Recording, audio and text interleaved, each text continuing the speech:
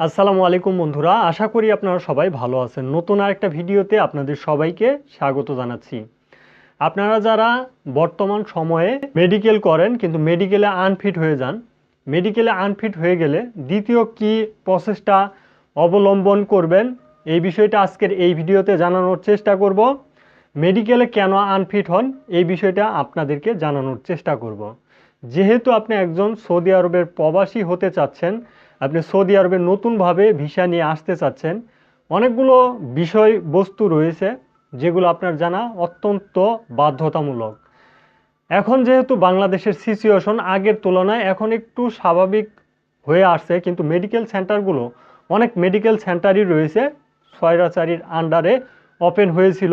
তাদের যে কার্যক্রমগুলো জন্ম থেকেই সমস্যা, সেগুলো কিন্তু আসলে আমাদের প্রবাসীরা ঠিক করতে পারবে না যদি এই বাংলাদেশে অবস্থানরত যে বর্তমান সরকার রয়েছে ওনারা যাতে ঠিক করে, সেটা আমাদের অবশ্যই একটা রিকোয়েস্ট থাকলো।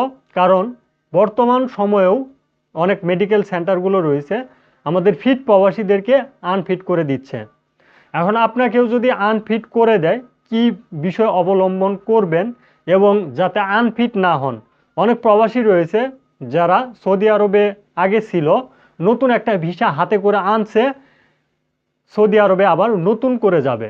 কারণ আগের ভিসাটা যে কোনো একটা ঝামেলা ছিল, এখন সে দেখে শুনে একটা ভালো ভিসা আনছে, মেডিকেল করা ছাড়া তো তার ভিসা স্ট্যাম্পিং হবে না। এটা কিন্তু একটা গুরুত্বপূর্ণ বিষয়। তো এখন সে যদি আনফিট হয়ে যায়, তার কিন্তু ওই ভিসা যে টাকা দিয়ে ইনভেস্ট করে আনলো সেই টাকাটাও কিন্তু লস হওয়ার পথে।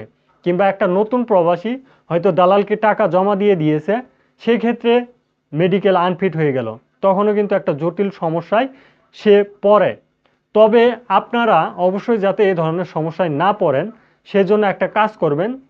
আপনি মেডিকেল করার আগে টেস্ট একটা মেডিকেল ভালো কোনো একটা মেডিকেল সেন্টার থেকে করে নেওয়ার চেষ্টা করবেন।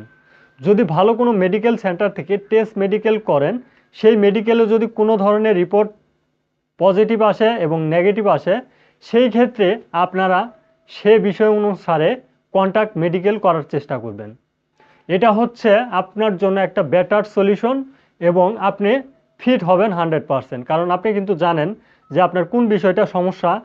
সেই সমস্যাটা যদি আপনি কন্ট্যাক্টে মেডিকেল করেন, সেই সমস্যাটা কিন্তু সেই মেডিকেল সেন্টার দিতে পারবে না।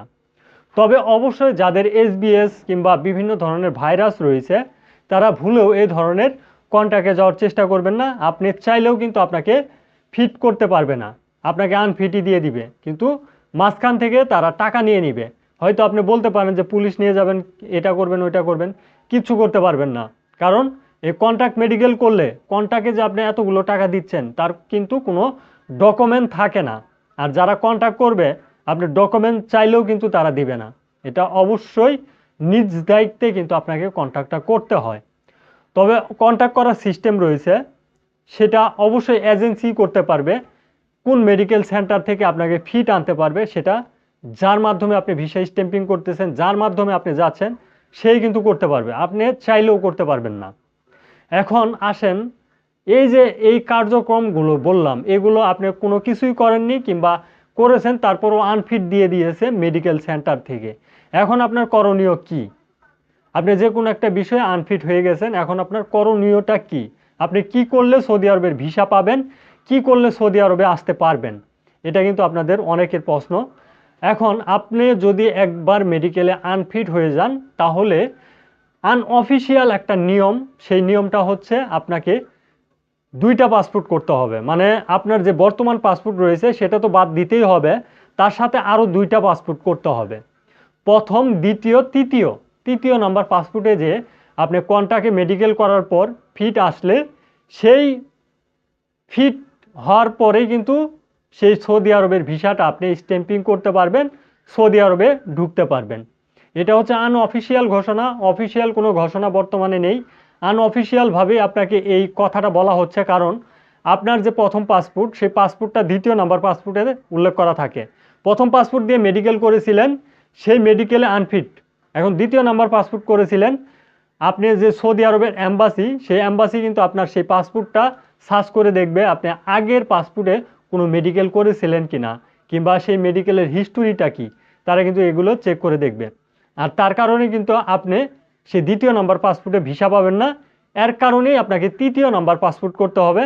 আর দ্বিতীয় নাম্বার পাসপোর্টে আপনার মেডিকেলও করা যাবে না, কারণ মেডিকেল করলে আবার যদি আপনি আনফিট আসেন, পরবর্তীতে 3 নাম্বার পাসপোর্টে যেও কিন্তু আপনার পূর্ববর্তী পাসপোর্ট দ্বিতীয় নাম্বার পাসপোর্টটা থাকবে। তাই আপনারা প্রথম পাসপোর্টে মেডিকেল আনফিট হলে দ্বিতীয় নাম্বার পাসপোর্ট করবেন। দ্বিতীয় নাম্বার পাসপোর্টে কোনো মেডিকেল করা যাবে না। তৃতীয় নাম্বার পাসপোর্টে যেয়ে আপনাকে মেডিকেল করতে হবে এবং ফিট আনতেই হবে। তারপরে কিন্তু অ্যাকচুয়াল আপনি সৌদি আরবের ভিসাটা পাবেন এবং সৌদি আরবে ঢুকতে পারবেন, কোনো ধরনের ঝামেলা হবে না। আশা করি যে বিষয়গুলো আপনাদেরকে বললাম সে বিষয়গুলো আপনারা বুঝতে পারছেন। অবশ্যই এই ভিডিওটি শেয়ার করে দেওয়ার চেষ্টা করবেন। হাজারো প্রবাসী রয়েছে যারা এই বিষয়গুলো জানে না, তাদেরকে জানিয়ে দেওয়ার চেষ্টা করবেন। আর বাংলাদেশে বর্তমানে কিন্তু একটা ভয়াবহ সিচুয়েশন চলতেছে। প্রায় 12টি জেলাতে বন্যার পানি ঢুকে গেছে। ইন্ডিয়ার কিছু নোংরা রাজনীতির কারণে আমাদের বাংলাদেশে এই পানিবন্দী মানুষের আসলে পাশে কিন্তু সবাইকেই দাঁড়াতে হবে।